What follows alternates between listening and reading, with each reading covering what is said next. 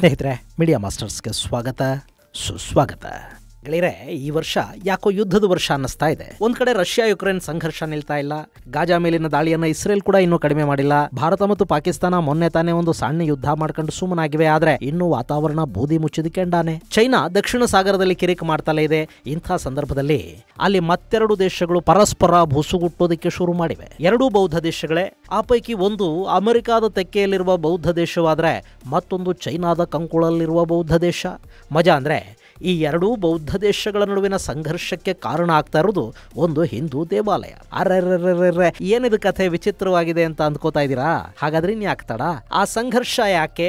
ಆ ಎರಡು ಬೌದ್ಧ ದೇಶಗಳು ಯಾವುವು? ಅಲ್ಲಿ ಹಿಂದೂ ದೇವಾಲಯ ಹೇಗೆ ಬಂತು? ಎಲ್ಲವನ್ನ ನೋಡೋಣ ಬನ್ನಿ. ನಿಮ್ಮಲ್ಲಿ ಸಾಕಷ್ಟು ಜನ ಯೂಟ್ಯೂಬ್ ಚಾನಲ್ ಅನ್ನ ಮಾಡಬೇಕು ಅಂದ್ಕೊಂಡಿರ್ತೀರಿ. ಇನ್ನು ಕೆಲವರು ಈಗಾಗಲೇ ಚಾನಲ್ ಅನ್ನ ಮಾಡಿರ್ತೀರಿ. ಆದ್ರೆ ಅದನ್ನ ಮುಂದೆ ತಗೊಂಡು ಹೋಗೋದು ಹೇಗೆ ಅನ್ನೋ ಗೊಂದಲದಲ್ಲಿರ್ತೀರಿ. ನಿಮಗಾಗಿನೇ ಯೂಟ್ಯೂಬ್ ಹಾಗೂ ಇನ್ನಿತರ ಸೋಷಿಯಲ್ ಮೀಡಿಯಾಗಳ ಬಗ್ಗೆ ತರಬೇತಿ ಕೊಡುವ 3 ದಿನಗಳ ಕಾರ್ಯಾಗಾರವೊಂದನ್ನ ನಾವು ಹಮ್ಮಿಕೊಳ್ತಾ ಇದ್ದೀವಿ. ಜೂನ್ 13, 14 ಮತ್ತು 15ನೇ ತಾರೀಕು ಈ ಯೂಟ್ಯೂಬ್ ನ ವಿಶೇಷ ಕಾರ್ಯಾಗಾರ ಇರುತ್ತೆ. ಅದರಲ್ಲಿ ಸ್ಕ್ರಿಪ್ಟಿಂಗ್, ವಾಯ್ಸ್ ಓವರ್, ಯೂಟ್ಯೂಬ್ನ ಮಾನಿಟೈಸೇಷನ್, ಆಪ್ಟಿಮೈಸೇಷನ್ ಹಾಗೂ ಆರ್ಟಿಫಿಷಿಯಲ್ ಇಂಟೆಲಿಜೆನ್ಸ್ ಅನ್ನ ಬಳಸಿಕೊಂಡು ವಿಡಿಯೋಗಳನ್ನ ಮಾಡೋದು ಹೇಗೆ ಅನ್ನೋ ಬಗ್ಗೆ ಕೂಡ ತರಬೇತಿಯನ್ನ ಕೊಡಲಾಗತ್ತೆ. ನಿಮಗೆ ಆ ಬಗ್ಗೆ ಆಸಕ್ತಿ ಇದ್ರೆ ಹೆಚ್ಚಿನ ಮಾಹಿತಿಗಾಗಿ 9972379459 ನಂಬರಿಗೆ ನೀವು ಕರೆ ಮಾಡಬಹುದು. ಇನ್ನೊಮ್ಮೆ ಹೇಳ್ತೀನಿ, 9972379459 ನಂಬರಿಗೆ ಕರೆ ಮಾಡಿ.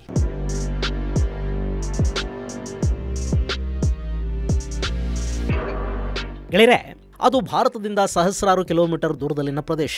ಅಲ್ಲಿ 11ನೇ ಶತಮಾನದ ಶಿವ ದೇವಾಲಯ ಹೊಂದಿದೆ. ದ್ರಾವಿಡ ಶೈಲಿಯನ್ನು ಆಧಾರವಾಗಿಟ್ಕೊಂಡು ನಿರ್ಮಿಸಲಾದ ಆ ದೇವಾಲಯ ಇವತ್ತು ಎರಡೂ ದೇಶಗಳ ನಡುವಿನ ಸಂಘರ್ಷಕ್ಕೆ ಕಾರಣ ಆಗ್ತಾ ಇದೆ. ಅಲ್ಲಿ ಶಿವ ದೇವಾಲಯವೊಂದರ ಕಾರಣಕ್ಕೆ ಕಿತ್ತಾಡಿಕೊಳ್ತಾ ಇರುವ ಆ ಎರಡೂ ದೇಶಗಳು ಕೂಡ ಹಿಂದೊಮ್ಮೆ ಹಿಂದೂ ಧರ್ಮದ ಛತ್ರ ಛಾಯೆಯ ಅಡಿಯಲ್ಲೇ ಇತ್ತು.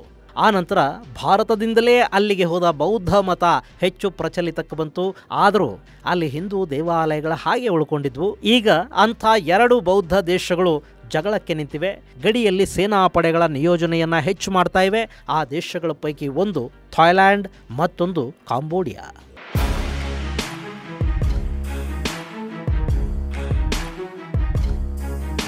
ಗೆಳೆಯರೆ, ನಿಮಗೆ ನಮ್ಮ ದಕ್ಷಿಣ ಭಾರತದ ಚೋಳ ರಾಜವಂಶ ಆಗ್ನೇಯ ಏಷ್ಯಾ ದೇಶಗಳನ್ನು ಆಳಿದ ಕಥೆ ಗೊತ್ತಲ್ವಾ? ಸಾಮಾನ್ಯ ಶಕ 11ನೇ ಶತಮಾನದಲ್ಲಿ ರಾಜೇಂದ್ರ ಚೋಳನ ಆಳ್ವಿಕೆಯ ಸಮಯದಲ್ಲಿ ಚೋಳರು ಭಾರತದ ಪೂರ್ವ ಕರಾವಳಿ ತೀರವನ್ನು ಸಂಪೂರ್ಣವಾಗಿ ಆಕ್ರಮಿಸಿಕೊಂಡ್ರು. ಹಾಗೆಯೇ ತಮ್ಮ ನೌಕಾಪಡೆಗಳ ಮೂಲಕ ಇವತ್ತಿನ ಇಂಡೋನೇಷ್ಯಾ, ಮಲೇಷ್ಯಾ, ವಿಯೆಟ್ನಾಂ, ಬ್ರೂನಿಗಳನ್ನು ಕೂಡ ಗೆದ್ರು.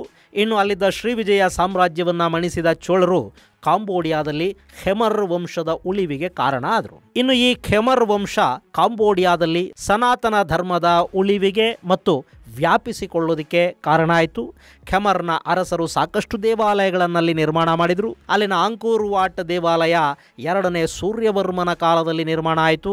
ಅದು ಇವತ್ತಿಗೂ ಕೂಡ ಜಗತ್ತಲ್ಲಿರುವ ಅತಿ ದೊಡ್ಡ ಹಿಂದೂ ದೇವಾಲಯ ಅನ್ನೋ ಖ್ಯಾತಿಗೆ ಪಾತ್ರ ಆಗಿದೆ. ಹಾಗಂತ ಕಾಂಬೋಡಿಯಾದಲ್ಲಿ ಅದೇ ಮೊದಲ ಹಿಂದೂ ದೇವಾಲಯ ಅಲ್ಲ. ಅದಕ್ಕೂ ಮುನ್ನ ಸಾಕಷ್ಟು ದೇವಾಲಯಗಳನ್ನ ಈ ಖೆಮರ್ ವಂಶದ ಅರಸರಲ್ಲಿ ಕಟ್ಟಿದ್ರು.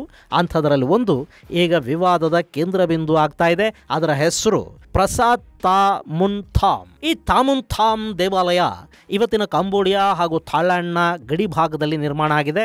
ಡಾಂಗ್ರೆಕ್ ಪರ್ವತಗಳ ಸಾಲಲ್ಲಿ ಈ ದೇವಾಲಯವನ್ನ 11ನೇ ಶತಮಾನದಲ್ಲಿ ಅಂದ್ರೆ ಆಂಕೋರ್ ವಾಟ್ ನಿರ್ಮಾಣಕ್ಕೂ ಮುನ್ನವೇ ಕಟ್ಟಲಾಯಿತು.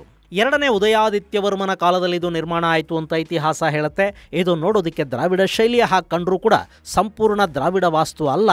ಇದನ್ನ ಖೆಮರ್ ವಾಸ್ತು ಶೈಲಿ ಅಂತ ಕರೀತಾರೆ. ಇದು ಶೈವ ದೇವಾಲಯ ಮತ್ತು ಕಾಂಬೋಡಿಯಾದ ಪ್ರಮುಖ ಶಿವ ದೇವಾಲಯಗಳ ಪೈಕಿ ಇದು ಕೂಡ ಒಂದು ಅಂತ ಗುರುತಿಸ್ಕೊಳ್ಳುತ್ತೆ. ಇನ್ನು ಇದು ಗಡಿಯಲ್ಲಿರೋದ್ರಿಂದ ಈ ದೇವಾಲಯ ನಮಗೆ ಸೇರಬೇಕು ಅಂತ ಥಾಯ್ಲ್ಯಾಂಡ್ ಹೇಳುತ್ತೆ. ಇಲ್ಲಿ ಕಾಂಬೋಡಿಯಾ ಮತ್ತು ಥಾಯ್ಲ್ಯಾಂಡ್ಗಳ ನಡುವೆ ಒಂದು ಗಡಿ ವಿವಾದ ಕೂಡ ಇದೆ.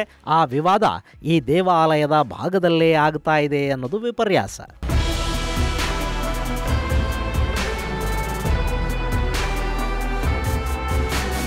ಇನ್ನು ಯಥಾ ಪ್ರಕಾರ ಈಗ ವಿವಾದ ಹುಟ್ಟುಕೊಳ್ಳೋದಕ್ಕೆ ಕೂಡ ಮೂಲ ಕಾರಣ ಯುರೋಪ್ನ ಶಕ್ತಿಗಳೇ. 19 ಮತ್ತು 20ನೇ ಶತಮಾನದಲ್ಲಿ ಹೇಗೆ ಯುರೋಪಿಯನ್ ಶಕ್ತಿಗಳು ಭಾರತವನ್ನು ಆಳಿದ್ವೋ ಅದೇ ಥರ ಆಗ್ನೇಯ ಏಷ್ಯಾ ದೇಶಗಳನ್ನು ಕೂಡ ಆಳ್ವಿಕೆ ಮಾಡಿದ್ವು. ಆ ಸಂದರ್ಭದಲ್ಲಿ ಲಾವೋಸ್, ವಿಯೆಟ್ನಾಂ ಹಾಗೂ ಕಾಂಬೋಡಿಯಾಗಳು ಫ್ರೆಂಚರ ವಶದಲ್ಲಿದ್ವು. ಅದನ್ನ ಫ್ರೆಂಚ್ ಇಂಡೋ ಚೈನಾ ಅಂತ ಕರೆಯಲಾಗ್ತಾ ಇತ್ತು. ಇನ್ನು ಈ ಥೈಲ್ಯಾಂಡ್ ಇದೆ ನೋಡಿ, ಇದು ಯಾವ ಯುರೋಪಿಯನ್ ಶಕ್ತಿಗಳ ಕೈಗೂ ಸಿಗಲಿಲ್ಲ.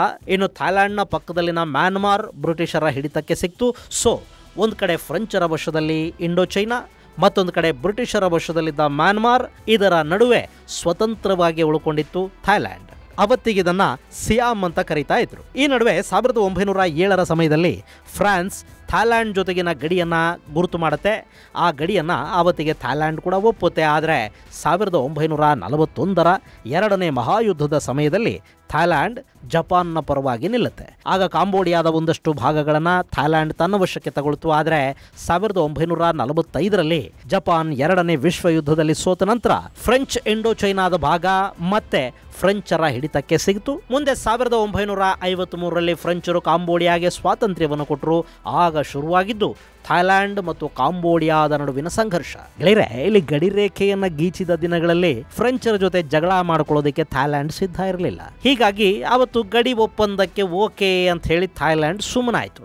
ಆದರೆ ಜಪಾನ್ ಜೊತೆ ಸೇರಿಕೊಂಡು ಯುರೋಪಿಯನ್ ಕೂಟದ ವಿರುದ್ಧ ಯುದ್ಧ ಮಾಡಿದ ಸಂದರ್ಭದಲ್ಲಿ ಒಂದಷ್ಟು ಕಾಂಬೋಡಿಯಾದ ಭೂಭಾಗವನ್ನ ಥೈಲ್ಯಾಂಡ್ ಆಕ್ರಮಿಸಿಕೊಳ್ತು. ಆದರೆ ಮತ್ತೆ ಅದನ್ನ ಬಿಟ್ಟು ಕೊಡಬೇಕಾಗಿ ಬಂತು. ಆನಂತರ ಯಾವಾಗ ಫ್ರೆಂಚರಲ್ಲಿಂದ ಎದ್ದು ಹೋಗೋ ಸಮಯ ಬಂತೋ ಥೈಲ್ಯಾಂಡ್ ಫ್ರೆಂಚರು ಎಳೆದಿದ್ದ ಗೆರೆಯನ್ನು ನಾವು ಒಪ್ಪೋದಿಲ್ಲ ಅಂತ ಕೂತ್ಕೊಂಡು ಬಿಡ್ತು. ಅಲ್ಲಿ ಫ್ರೆಂಚರಿನ್ನು ಕಾಂಬೋಡಿಯಾದಿಂದ ಎದ್ದು ಹೋಗಿರಲಿಲ್ಲ.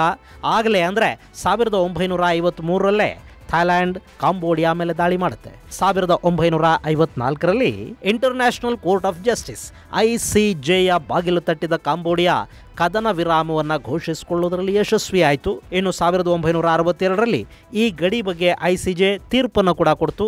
ಐತಿಹಾಸಿಕ ಗಡಿ ರೇಖೆಯನ್ನು ಒಪ್ಪಿಕೊಳ್ಳೋದಕ್ಕೆ ಥೈಲ್ಯಾಂಡ್ ಮತ್ತು ಕಾಂಬೋಡಿಯಾ ಎರಡೂ ದೇಶಗಳಿಗೆ ICJ ಹೇಳಿತು. ಆದರೆ ಥೈಲ್ಯಾಂಡ್ ಈ ಗಡಿಯನ್ನು ಒಪ್ಪೋದಕ್ಕೆ ಸಿದ್ಧ ಇರಲಿಲ್ಲ. ಈ ಸಂದರ್ಭದಲ್ಲಿ ಅಂದರೆ 1962ರಿಂದ 1990ರವರೆಗೆ ಈ ಭಾಗದಲ್ಲಿ ಅಂದರೆ ಪ್ರಿಯಾ ವಿಹೇರ್ ಬಳಿಯಲ್ಲಿನ ಪ್ರಸಾತ್ ತಾಮ್ಯೋನ್ ಥಾಮ್ ದೇವಾಲಯದ ಪ್ರದೇಶದಲ್ಲಿ ಕಾಂಬೋಡಿಯಾದ ಖೆಮರ್ ಪ್ರತ್ಯೇಕತಾವಾದಿಗಳ ಉಪಟಳ ಕೂಡ ಆಯಿತು. ಹೀಗಾಗಿ ಎರಡೂ ದೇಶಗಳು ಈ ಸ್ಥಳದ ಬಗ್ಗೆ ಹೆಚ್ಚು ತಲೆ ಕೆಡಿಸ್ಕೊಳ್ಳೋದಕ್ಕೆ ಹೋಗಲಿಲ್ಲ. ಆದರೆ 90ರ ಹೊತ್ತಿಗೆ ಪ್ರತ್ಯೇಕತಾವಾದಿಗಳ ಪ್ರಭಾವ ಕಡಿಮೆ ಆಗಿದ್ದರಿಂದ ಈ ದೇವಾಲಯವನ್ನ ಸಾರ್ವಜನಿಕರಿಗೆ ಮುಕ್ತಗೊಳಿಸಲಾಯಿತು. ಆನಂತರ ಎರಡೂ ದೇಶಗಳು ಇದು ನಮಗೆ ಸೇರಬೇಕು ಅಂತ ವಿವಾದಕ್ಕೆ ಬಿದ್ವು. ಹಾಗಂತ ಯುದ್ಧ ಸದೃಶ ವಾತಾವರಣ ಏನಲ್ಲಿರಲಿಲ್ಲ. ಆದರೆ 2008ರಲ್ಲಿ ಈ ದೇವಾಲಯವನ್ನ ವಿಶ್ವ ಪಾರಂಪರಿಕ ಪಟ್ಟಿಗೆ ಅಂದರೆ ಯುನೆಸ್ಕೋ ಪಟ್ಟಿಗೆ ಸೇರಿಸಲಾಯಿತು. ಇದಾದ ಮೇಲೆ ಎರಡೂ ದೇಶಗಳು ಇದರ ಮೇಲೆ ಕಣ್ಣು ನೆಟ್ಟವು. ಕಾಂಬೋಡಿಯಾ ಇದು ಖೆಮರ್ ವಂಶದ ಕಾಲದಲ್ಲಿ ನಿರ್ಮಾಣವಾಗಿರುವ ದೇವಾಲಯ.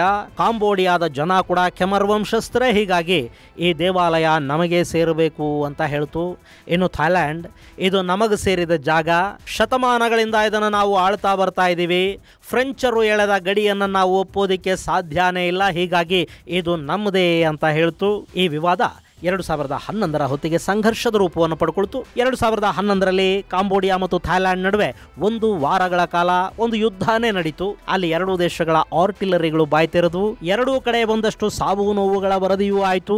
ಅಲ್ಲಿ 1 ಲಕ್ಷಕ್ಕೂ ಅಧಿಕ ಮಂದಿಯನ್ನ ಆ ಗಡಿ ಭಾಗದಿಂದ ಜಾಗ ಖಾಲಿ ಮಾಡಿಸಲಾಯಿತು. ಈ ಎರಡೂ ದೇಶಗಳ ನಡುವಿನ 800 ಕಿಲೋಮೀಟರ್ಗಳಷ್ಟು ಉದ್ದದ ಗಡಿ ಸಂಪೂರ್ಣವಾಗಿ ಸಮಸ್ಯೆಯ ಗೂಡಾಯಿತು.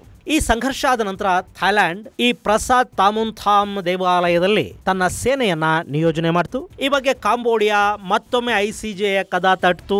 ಆಗ ICJ ಥೈಲ್ಯಾಂಡ್ಗೆ ಸೇನೆಯನ್ನ ಅಲ್ಲಿಂದ ಹಿಂಪಡೆಯೋದಕ್ಕೆ ಹೇಳ್ತು. ಸೊ ಥೈಲ್ಯಾಂಡ್ ಸೇನೆ ಅಲ್ಲಿಂದ ಹಿಂದಕ್ಕೆ ಸರಿತು. ಈಗ ಆ ದೇವಾಲಯದ ವ್ಯಾಪ್ತಿಯಲ್ಲಿ ಕಾಂಬೋಡಿಯಾ ತನ್ನ ಸೇನೆಯನ್ನ ನಿಯೋಜನೆ ಮಾಡಿದೆ. ಹೀಗೆ ವರ್ಷಗಳು ಕಳೆದವು. ವಿವಾದ ಕೂಡ ಹಾಗೆ ಮುಂದುವರ್ಕೊಳ್ತಲೇ ಬಂತು. ಆದರೆ 2025ರ ಫೆಬ್ರವರಿಯಲ್ಲಿ ಈ ದೇವಾಲಯವನ್ನು ನೋಡೋದಕ್ಕೆ ಬಂದಿದ್ದ ಒಂದಷ್ಟು ಪ್ರವಾಸಿಗರು ಹಾಗೂ ಕಾಂಬೋಡಿಯಾದ ಸೈನಿಕರು ಅವರ ಕುಟುಂಬಸ್ಥರು ದೇವಾಲಯದಲ್ಲಿ ನಿಂತುಕೊಂಡು ಕಾಂಬೋಡಿಯಾದ ರಾಷ್ಟ್ರಗೀತೆಯನ್ನು ಹಾಡಿದ್ದಾರೆ. ಇದು ಅಲ್ಲೇ ಪಕ್ಕದಲ್ಲಿದ್ದ ಥೈಲ್ಯಾಂಡ್ ಸೈನಿಕರಿಗೆ ಕೇಳಿಸಿದೆ. ಹೀಗಾಗಿ ಅವರು ದೇವಾಲಯದ ಒಳಗೆ ಬಂದಿದ್ದಾರೆ. ಇಲ್ಲಿ ಬೇಕಾದ್ರೆ ನೀವು ಪೂಜೆ ಮಾಡ್ಕೊಳ್ಳಿ, ದೇವಸ್ಥಾನನ ನೋಡ್ಕೊಳ್ಳಿ, ಆದರೆ ಕಾಂಬೋಡಿಯಾದ ರಾಷ್ಟ್ರಗೀತೆಯನ್ನ ಇಲ್ಲಿ ಹಾಡೋದಕ್ಕೆ ಹೋಗಬೇಡಿ. ಇದು ಸಂಪೂರ್ಣವಾಗಿ ಕಾಂಬೋಡಿಯಾಗೆ ಸೇರಿದ ಪ್ರದೇಶ ಅಲ್ಲ, ವಿವಾದಿತ ಪ್ರದೇಶ ಇದು. ಹೀಗಾಗಿ ಇಲ್ಲಿ ಯಾವುದೇ ಒಂದು ದೇಶದ ರಾಷ್ಟ್ರಗೀತೆಯನ್ನ ಹಾಡೋದು ಸರಿಯಲ್ಲ ಅಂತ ಥಾಯ್ಲೆಂಡ್ನ ಸೈನಿಕರು ಎಚ್ಚರಿಕೆ ಕೊಟ್ಟಿದ್ದಾರೆ. ಎರಡೂ ಪಡೆಗಳ ನಡುವೆ ಅಲ್ಲಿ ಮಾತಿನ ಚಕಮಕಿ ನಡೆದಿದೆ. ಈ ದೃಶ್ಯವನ್ನ ಅಲ್ಲಿಗೆ ಬಂದಿದ್ದ ಪ್ರವಾಸಿಗರು ಮೊಬೈಲಲ್ಲಿ ಚಿತ್ರೀಕರಿಸ್ಕೊಂಡು ಸೋಷಿಯಲ್ ಮೀಡಿಯಾದಲ್ಲಿ ಹರಿಬಿಟ್ರು ನೋಡಿ. ಅಲ್ಲಿಂದ ಅಲ್ಲಿ ಮತ್ತೊಂದು ಸುತ್ತಿನ ಸಂಘರ್ಷನೇ ಶುರುವಾಗಿ ಹೋಗಿದೆ. ಅದು ಮೇ 28ರ ಹೊತ್ತಿಗೆ ಎರಡೂ ದೇಶಗಳ ನಡುವಿನ ಸೈನಿಕರು ಪರಸ್ಪರರ ವಿರುದ್ಧ ಗುಂಡು ಹಾರಿಸಿಕೊಳ್ಳುವ ಮಟ್ಟವನ್ನು ತಲುಪಿದೆ. ಇಲ್ಲಿ ಕಾಂಬೋಡಿಯಾ ಮೊದಲು ಗುಂಡು ಹಾರಿಸ್ತು ಅಂತ ಥಾಯ್ಲೆಂಡ್ ಹೇಳುತ್ತೆ. ಥಾಯ್ಲೆಂಡ್ನ ಸೈನಿಕರೇ ಗುಂಡು ಹಾರಿಸಿದ್ದು, ಅವರ ದಾಳಿಯಲ್ಲಿ ನಮ್ಮ ಒಬ್ಬ ಸೈನಿಕ ಬಲಿಯಾಗಿದ್ದಾನೆ ಅಂತ ಕಾಂಬೋಡಿಯಾ ಹೇಳ್ತಾ ಇದೆ. ಈ ದಾಳಿಯ ನಂತರ ಎರಡೂ ದೇಶಗಳ ನಡುವಿನ 800 ಕಿಲೋಮೀಟರ್ಗಳಷ್ಟು ಗಡಿ ಸಂಘರ್ಷ ಪೀಡಿತಗೊಂಡಿದೆ. ಅಲ್ಲೆಲ್ಲ ಈಗ ಎರಡೂ ದೇಶಗಳು ಸೇನೆಯ ನಿಯೋಜನೆ ಮಾಡ್ತಾ ಇವೆ. ಆದರೆ ಕಾಂಬೋಡಿಯಾದ ಪ್ರಧಾನಿ ಹುನ್ ಮಾನೆಟ್ ನಾವು ಯಾವುದೇ ಯುದ್ಧದ ಸಿದ್ಧತೆಯಲ್ಲೂ ಇಲ್ಲ, ಜನ ಗಾಬರಿ ಆಗೋದು ಬೇಡ, ಕಾಂಬೋಡಿಯಾ ಶಾಂತಿಯನ್ನು ಬಯಸುತ್ತೆ, ಯುದ್ಧವನ್ನಲ್ಲ ಅನ್ನೋ ಮಾತುಗಳನ್ನು ಹೇಳೋದ್ರ ಮೂಲಕ ಸಂಘರ್ಷವನ್ನ ಸಾಧ್ಯವಾದಷ್ಟು ತಿಳಿಗೊಳಿಸುವ ಪ್ರಯತ್ನವನ್ನ ಮಾಡ್ತಾ ಇದ್ದಾರೆ. ಇಷ್ಟಾದರೂ ಗಡಿಯಲ್ಲಿನ ಉದ್ವಿಗ್ನ ವಾತಾವರಣ ಮಾತ್ರ ಕಡಿಮೆ ಏನಾಗ್ತಾ ಇಲ್ಲ. ಇಷ್ಟಲ್ಲದೆ ಎರಡೂ ದೇಶಗಳು ಕೂಡ ತಮ್ಮ ಗಡಿಗಳನ್ನು ನಿಧಾನವಾಗಿ ಮುಚ್ಚುತ್ತಾ ಇವೆ. ಮೊದಲೆಲ್ಲ ಇಲ್ಲಿನ ಗಡಿಗಳಲ್ಲಿ ದಿನದ 24 ಗಂಟೆಗಳ ಕಾಲ ಜನ ಓಡಾಡೋದಕ್ಕೆ ಅವಕಾಶ ಇತ್ತು. ಆದರೆ ಈಗ ಆ ಸಮಯವನ್ನು ಕಡಿಮೆ ಮಾಡಿದ್ದಾರೆ. ಇದು ಹಾಗೆ ಮುಂದುವರೆದಿದ್ದೆ ಆದರೆ ಕಾಂಬೋಡಿಯಾ ಮತ್ತು ಥಾಯ್ಲೆಂಡ್ಗಳು ಪೂರ್ಣ ಪ್ರಮಾಣವಾಗಿ ತಮ್ಮ ಗಡಿಯನ್ನು ಮುಚ್ಚುವ ಸಾಧ್ಯತೆ ಕೂಡ ಇದೆ. ಇನ್ನು ಥಾಯ್ಲೆಂಡ್ ಕಾಂಬೋಡಿಯಾದ ಜನರಿಗೆ ತನ್ನ ದೇಶಕ್ಕೆ ಪ್ರವೇಶವನ್ನೇ ಕೊಡೋದಿಲ್ಲ ಅಂತ ಹೇಳ್ತಾ ಇದೆ.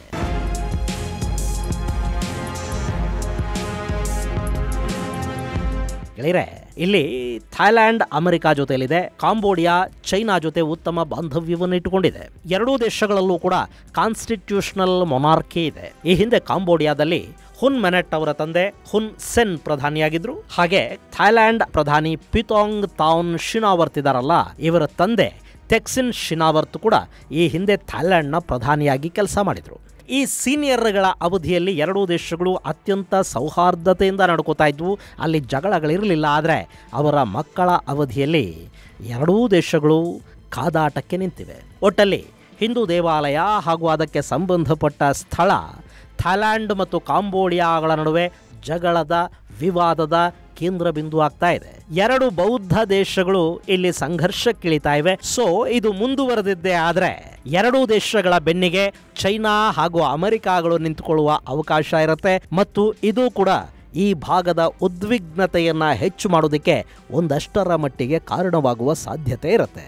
ಹಾಗಾಗದೇ ಇರಲಿ ಅಂತ ನಾವು ಆಶಿಸೋಣ. ದೇವಾಲಯ ಅನ್ನೋದು ಯಾರೊಬ್ಬರಿಗೆ ಸೇರಿದ್ದು ಆಗಬಾರದು. ಎರಡೂ ದೇಶಗಳ ಜನ ಅಲ್ಲಿಗೆ ಬರಲಿ, ದೈವ ದರ್ಶನ ಮಾಡಿಕೊಳ್ಳಿ, ಪೂಜೆ ಮಾಡ್ಕೊಂಡು ಹೋಗಲಿ. ಇದು ಜಗಳದ ಕೇಂದ್ರ ಆಗದೇ ಇರಲಿ, ಶಾಂತಿ ನೆಲೆಸಲಿ ಅಂತ ನಾವು ಹಾರೈಸೋ ಪ್ರಯತ್ನವನ್ನು ಮಾಡೋಣ. ಇದು ಗೆಳೆಯರೆ ಕಾಂಬೋಡಿಯಾ ಮತ್ತು ಥಾಯ್ಲೆಂಡ್ ನಡುವಿನ ಯುದ್ಧ ಸದೃಶ ವಾತಾವರಣಕ್ಕೆ ಸಂಬಂಧಪಟ್ಟ ಒಂದಷ್ಟು ಮಾಹಿತಿ. ಮುಂದಿನ ಸಂಚಿಕೆಯಲ್ಲಿ ಮತ್ತಷ್ಟು ವಿಶೇಷಗಳ ಜೊತೆ ಮತ್ತೆ ಭೇಟಿಯಾಗೋಣ. ಅಲ್ಲಿವರೆಗೆ ಜೈ ಹಿಂದ್, ಜೈ ಕರ್ನಾಟಕ.